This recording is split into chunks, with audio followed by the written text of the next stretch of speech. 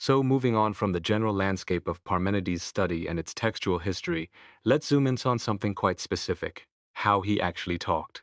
We're talking about his poetic dialect.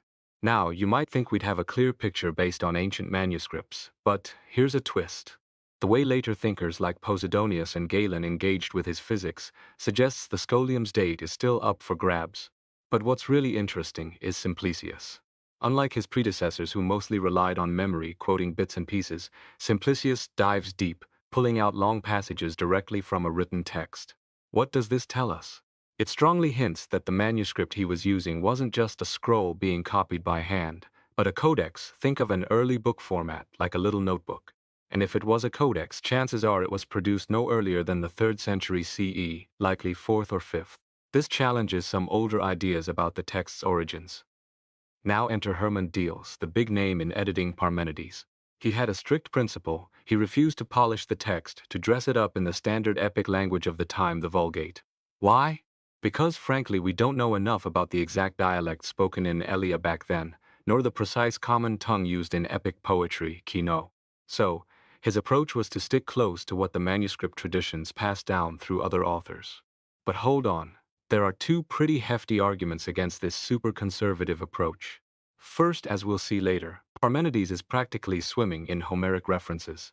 If he's borrowing so heavily from Homer, it's hard to argue he's using some obscure, maybe even Italian dialect forms, like that Placente in Fragment 5. Second, look at the manuscripts themselves. They rarely give us an Attic form when we already know Parmenides uses a more plausible epic or Ionic form elsewhere. It's like finding a modern English word where Shakespeare clearly preferred an older English term. Unless there's a very good reason, we usually go with the older one. Let's get quantitative. We've got about 150 lines of Parmenides left. In roughly every three verses, you find only one word that isn't straight out of Homer's playbook. Out of those 55 non-Homeric words, almost all of them are either direct relatives or compounds of Homeric words. Think of it like this: Parmenides is mostly speaking Homer's language, just tweaking it slightly.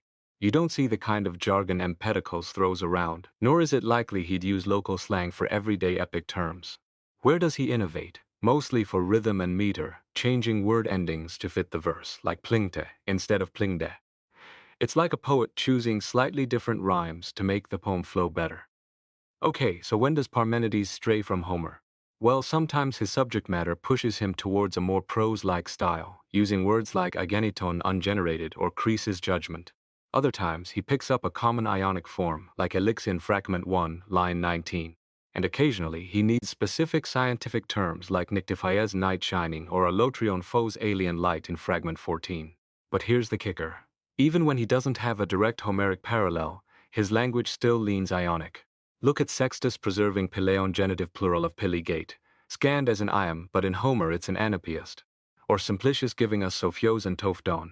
Even the contracted form phanon, which only appears in Attic elsewhere, behaves similarly to other contractions found in Homer.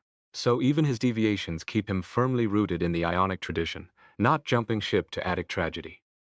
So, putting it all together, the manuscript evidence pointing towards older forms, and the undeniable Homeric influence, what should we do? Well, in the few spots where the manuscripts give us an Attic form, but we know Parmenides likely used an epic or Ionic form based on context or elsewhere in the poem, we should probably restore the older form. Think of it as correcting a typo based on historical usage. For example, changing s to s before a vowel, like in F110, or dokuda to dokevdis, F131. There are several such instances listed. Doing this gives us a more historically accurate version of the text. But let's be clear, even with these restorations, the text we reconstruct is still fundamentally an Attic copy from the 4th century BC, as Diels himself admitted. We're not getting back to some pristine original version dug up from Elia. We're reconstructing the best possible version based on available evidence. Here's the full list of those 55 words that aren't found in the Iliad or Odyssey. Some have echoes in Hesiod like Polyphrasty or Pistis, or are compounds or variations of Homeric terms like Perthyron, Amivadon, Atremes, Panapefthea, Aniston, Palindropos, Anolethron, Yenan, Apesveste, Hepideves, Alasin, Ade, Chrysin, or Episimon. Others are unique to Parmenides, like Raphrin or Liades. This list underscores the point. While Parmenides innovates, his vocabulary is overwhelmingly drawn from the established epic and archaic traditions, with Homer being the dominant source. Alright, let's shift gears to the overall structure of the poem. We're talking about less than a quarter of the original work surviving, and between Homer and Parmenides' Greek epic poetry, pretty much a blank slate. Yet, despite Diehl's skepticism, the evidence strongly suggests Parmenides leaned heavily on Homer for his phrases and imagery. This isn't just limited to the philosophical bits, it extends even to the prologue, the opening journey narrative. In just 150 lines, we can identify over a dozen places where Parmenides seems to be directly borrowing or echoing specific passages from the Iliad and Odyssey. Let's look at some concrete examples. In Fragment 1, line 11, Parmenides uses the phrase xenal pilon there, gates, which sounds exactly like Homer's description of Tartarus's gates in Iliad Theta 14. Right after that, he Verting borrows almost a whole line from Homer's account of evening near dawn in Lestragonia Alpha 86. He's clearly using these Homeric images to describe his gateway to the realm of light beyond becoming and perishing. Then, in lines 14 to 21, his entire description of passing through the gateway looks like it's modeled on Homer's Gate of Heaven in Iliad Epsilon and Theta. The chariot description echoes Hera's chariot. The way the gates open, similarities. The keeper, dike like the Hore in Homer. And that specific phrase Twinfa the Otown. Whereupon she drove through them. Only found here in Parmenides. Even the goddess's welcome in lines 22 and 25 uses language reminiscent of how gods comforted Achilles or greeted Thetis in Homer. And finally, in line 26, using Mora kaki ill fate, a phrase Homer only uses once for Pisander's death. Parmenides implies this path is normally taken only by the dead. See the pattern? The list goes on. The adjective panapephthes, wholly without report in Fragment 3:6, strongly evokes Homer's pephthes not inquired into and apostos unknown, which Homer uses almost exclusively to describe Odysseus' disappearance. Parmenides reinforces this with Colathros perishing in Fragment 8:21, the phrase Tuella Mala very far away in Fragment 8:28.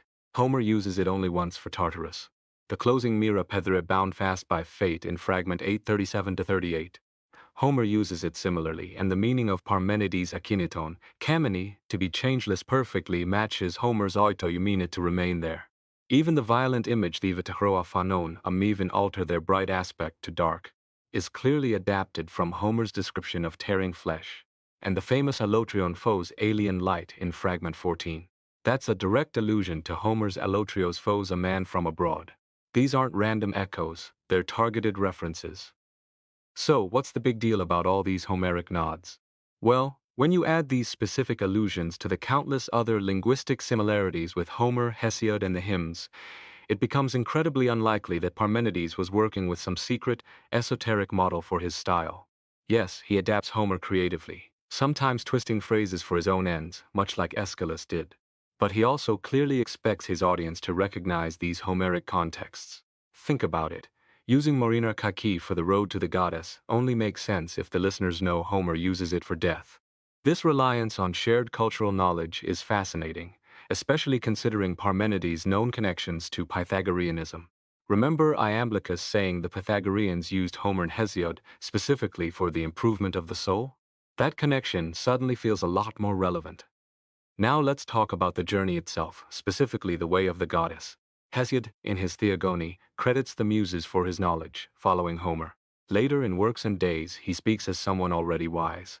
Parmenides, however, takes a different tack. He explicitly renounces the title Sophos wise or sage. Instead, like Hesiod in the Theogony, he acknowledges both truth and falsehood come from divine teaching. But here's the crucial difference. Parmenides portrays himself as actively traveling to a goddess who represents both supreme power and supreme intelligence. She guides him on how to search for reality. This self-deprecating stance, disclaiming ultimate wisdom and focusing on the love of wisdom, resonates strongly with the later image of Pythagoras. And structurally, the poem is almost entirely an address from the goddess to Parmenides, except for the first 23 lines describing the journey. The Stoic writer Sextus Empiricus, who quoted this prologue, identified this journey as philosophical contemplation itself, the theoretical study of philosophy. Now, here's a common confusion that needs untangling. Many people assume that Parmenides' journey to the goddess is the same as the journey of persuasion, Pithous Kelefthos, that the goddess describes later. But wait, That would mean the goddess is telling Parmenides about the journey after he's already completed it. That doesn't make sense within the poem's own logic. Parmenides cleverly avoids this confusion by using verb tenses. He distinguishes 1. Being set on the road by the mares, 2. Being drawn along the road and through the gates by the mares, guided by the Heliads, and 3. Only then does he hear from the goddess about the possible ways of inquiry thesis and the landmarks on the real way. Since the gisos means philosophical inquiry, the journey to the gateway must logically come before the inquiry she describes. His journey results in discovering these ways of inquiry, which is explicitly characterized as an act of knowing, noison. The gateway, then, is the gateway to the activity of myos. Whatever the journey in the prologue represents, it's something Parmenides believed enabled this awareness, and came before it.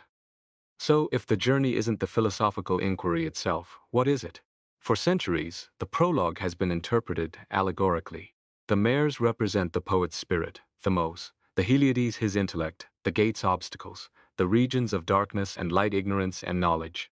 But if the journey isn't the philosophical journey, does this allegorical reading still hold? Here's another angle. Look at the cosmology section, the beliefs of mortals. Features like the goddess, the regions of light and night, the gateway between them, they all appear there too. And the Heliades? While not named explicitly in that section, the tradition suggests it contained references to many anthropomorphic divinities. If the beliefs of mortals is Parmenides' own analysis of the physical world, then it logically follows that his journey must have taken place within that world. It's not just a metaphor, it's a journey through a literal, albeit phenomenal, cosmos. Okay, so if it's a literal journey through the cosmos, how do we reconcile that with the present tense pheruson carry in line 1, suggesting he's still in the chariot? The answer lies in allegory, but applied selectively. The mares, representing the driving force behind his philosophy, are likely symbolic for his themos spirit. This is where the allegory kicks in. Parmenides' representation of himself in the chariot is a symbol for his soul, much like Plato's Phaedrus riding his winged horse. And if the mares are the spirit, what about the Heliades, the solar daughters guiding them? Given Parmenides' Pythagorean leanings, and knowing Plato's distinction of soul faculties derived from early Pythagoreans, it makes perfect sense to see the Heliades as standing for his intellect, the rational part guiding the irrational spirit, just like the charioteer guides the horses in Plato's myth. The symbolism runs deeper. What about the goddess herself?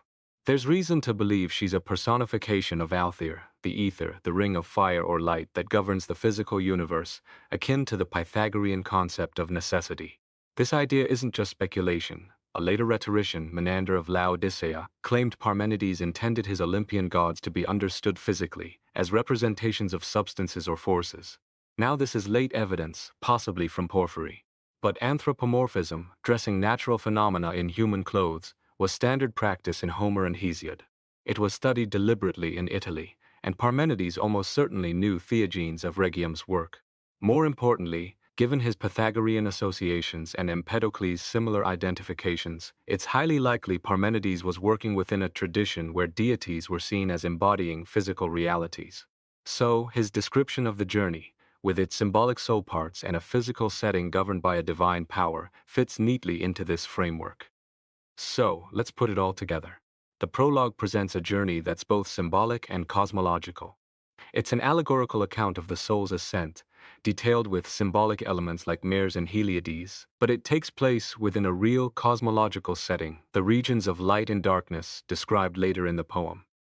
These regions aren't just metaphors for states of mind, they are actual parts of the physical world, constructed from the forms of light and dark, which themselves are symbols of being.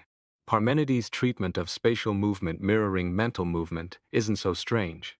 Think of Plato correlating the soul's contemplation with the motion imparted by the heavens in the Phaedrus. Parmenides does something similar. Moving through the region of light is equivalent to discovering the nature of being through reason.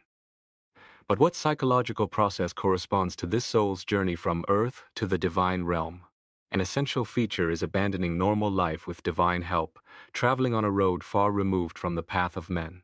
The qualification for this journey is an understanding not possessed by most humans, an understanding that precedes even his basic philosophical principle. What is this preliminary understanding? It's the rejection of the sensible world and an aversion to bodily concerns and pleasures. Sound familiar? This is precisely characteristic of the Pythagorean way of life. And Plato's Phaedo nails this perfectly. Genuine philosophers, according to Plato, speak of a path involving reason to escape the body's entanglements and attain knowledge. Phrases like encounter knowledge nowhere else but there or arrive, purified and dwell, with the gods fit Parmenides' journey beautifully. This journey, then, is essentially the Pythagorean katharsisi purification, the disciplined study aimed at freeing the soul from the body, the sole path to true reality and a life with the gods.